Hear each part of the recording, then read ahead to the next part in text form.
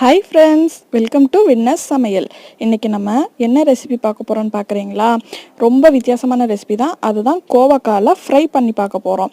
இந்த கோவக்காங்கிறது நம்ம நிறைய பேருக்கு தெரியாது என்னென்ன நன்மைகள் இருக்குதுன்னு.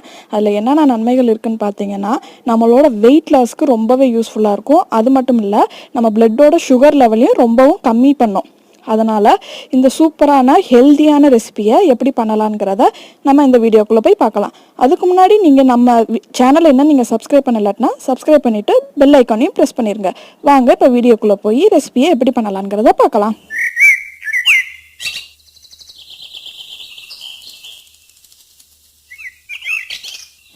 இப்போ 1/2 kg கோவக்காய் எடுத்துக்குருவோம். இதை நல்லா வாஷ் பண்ணி எடுத்து வச்சுக்குருவோம். அதுக்கப்புறம் இந்த மாதிரி நீட்ட வாக்கில் நம்ம கட் பண்ணிக்கலாம். இந்த டைமில் நம்ம வாஷ் பண்ணக்கூடாது. ஏன்னு பார்த்தீங்கன்னா கோவக்காயில் இருக்கிற பிசுபிசுப்பு தன்மை வெளியே வந்துருச்சுன்னா அப்புறம் நம்மளோட ஃப்ரை வந்து நல்லா இருக்காது. இப்போ நம்ம ஃப்ரைக்கான மசாலாவை ரெடி பண்ணிக்கலாம்.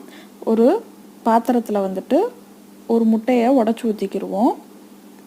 நம்ம அடுத்து வந்து வீட்டு மசால் பொடி இருக்கு இல்லையா, அது வந்து நான் 1 ஸ்பூன் ஆட் பண்ணுறேன்.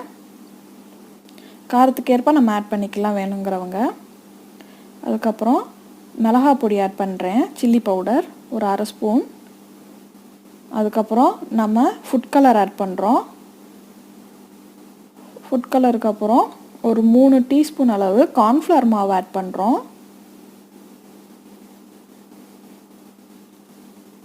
ஆட் பண்ணிவிட்டு எல்லாத்தையும் நல்லா மிக்ஸ் பண்ணி விட்டுக்கிடலாம். பாருங்கள், இந்த மாதிரி மிக்ஸ் பண்ணிக்கிடுவோம். மிக்ஸ் பண்ணதும் பாருங்கள் எவ்வளோ கலராக வந்துடுச்சு. இந்த டைமில் நம்ம தேவையான அளவு சால்ட் ஆட் பண்ணிக்கிடுவோம். ஆட் பண்ணிவிட்டு நல்லா கொலகொலப்பாக இருக்கிற வரைக்கும் நம்ம மிக்ஸ் பண்ணி விட்டுக்கிடலாம். கொலகொலப்பு இல்லாட்டினா கொஞ்சம் கூட தண்ணி ஆட் பண்ணிக்கிடலாம். மசாலாவை நல்லா மிக்ஸ் பண்ணதும் நம்ம கட் பண்ணி எடுத்து வச்சுருக்கிற கோவக்காய் ஆட் பண்ணி நல்லா மிக்ஸ் பண்ணி விட்டுக்கலாம். கொஞ்சம் கொஞ்சமாக ஆட் பண்ணி கோவக்காயை மசாலாவோட நல்லா எல்லா பக்கமும் படுற மாதிரி மிக்ஸ் பண்ணி விட்டுக்குருவோம். இந்த மாதிரி பாருங்கள், எல்லா கோவக்காயிலையும் மசாலா தர மாதிரி இந்த மாதிரி மிக்ஸ் பண்ணிக்கிடலாம். ஒயிட் சைடில் தான் மசாலா நல்லா மிக்ஸ் ஆகும். க்ரீன் கலர் சைடு வந்துட்டு அந்தளவுக்கு மிக்ஸ் ஆகாது. ஸோ நம்ம அதை வந்து பெருசாக எடுத்துக்கிற வேணாம். ஸோ நல்லா மசாலாவை மிக்ஸ் பண்ணி விட்டுக்கிட்டு 10 மினிட்ஸ் வந்து கொஞ்சம் ஊற விடுவோம். பாருங்கள், 10 மினிட்ஸ் ஆயிடுச்சு. நம்ம கோவக்காயும் நல்லா ஊறிடுச்சு. இப்போ நம்ம ஃப்ரை பண்ண ஸ்டார்ட் பண்ணிடலாம். ஒரு கடாயில் வந்து எண்ணெய் ஊற்றி நல்லா சூடு பண்ணி வச்சுக்கிடுவோம். எண்ணெய் சூடானதும் நம்ம கோவக்காவை வந்து மசாலா தடவின கோவக்காயை ஆயிலில் போட்டு நல்லா ஃப்ரை பண்ணி வச்சுக்கலாம்.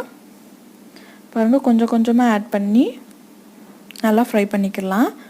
நல்லா ரெட்டிஷாக வர வரைக்கும் நம்ம வந்து ஃப்ரை பண்ணணும். போட்டுட்டு நல்லா ஃப்ரை ஆகட்டும். இப்போ பாருங்கள், கொஞ்சம் திருப்பி விட்டுக்கிடலாம். பாருங்கள், ஓரளவுக்கு நல்லா ஃப்ரை ஆயிடுச்சு. நான் சொன்னேன் பார்த்தீங்களா, ஒயிட் சைடு தான் நல்லா மசாலா இருக்கும்னு. நான் இதை தான் சொன்னேன், க்ரீன் கலரில் அந்தளவுக்கு படாதுன்னு. ஸோ நல்லா திருப்பி விட்டுக்குருவோம். இன்னும் கொஞ்சம் நேரம் ஃப்ரை ஆகட்டும். பாருங்கள், நல்லா ஃப்ரை ஆயிடுச்சு. இப்போ நம்ம வெளியே எடுத்துக்கிடுவோம். இதே மாதிரி மற்ற எல்லா கோவக்காயும் நம்ம ஃப்ரை பண்ணி எடுத்து வச்சுக்கிடலாம்.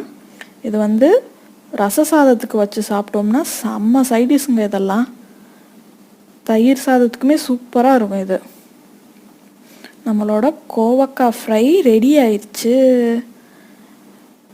இந்த ரெசிபியை உங்கள் வீட்லேயும் நீங்கள் ட்ரை பண்ணி பாருங்கள். எப்படி இருந்துச்சுங்கிறத எங்களோட கமெண்ட்டில் ஷேர் பண்ணுங்கள். பிடிச்சிருந்தா இந்த வீடியோக்கு லைக் பண்ணிவிட்டு நம்ம சேனலை சப்ஸ்கிரைப் பண்ணுங்கள். மறக்காமல் பெல் ஐக்கானையும் ப்ரெஸ் பண்ணிடுங்க. தேங்க்யூ ஃபார் வாட்சிங் அவர் வீடியோ.